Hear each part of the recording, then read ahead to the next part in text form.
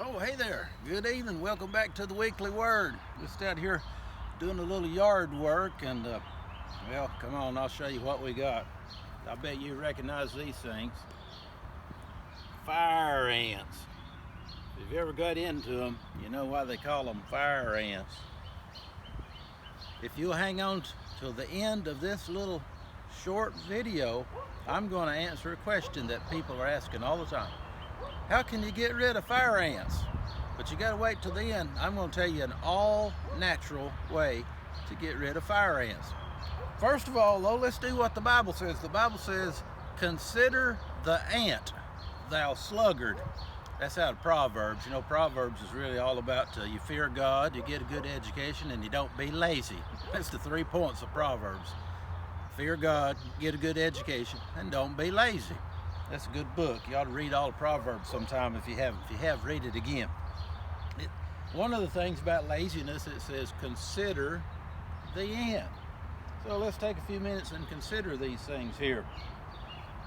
First of all, what do you consider about ants? I know, well, one thing, ants store up for the future. That's something in there, a lesson for us. Store up for your future. Another thing I've noticed about ants is they're determined. Boy, they're busy, ain't they? They're not lazy. They're always got something to do. That old adage is still just as true today as it ever was. If you don't find something to do, the devil will give you something to do.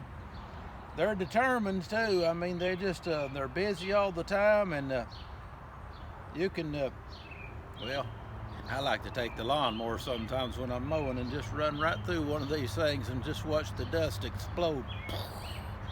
You come back the next day and they've built the thing right back.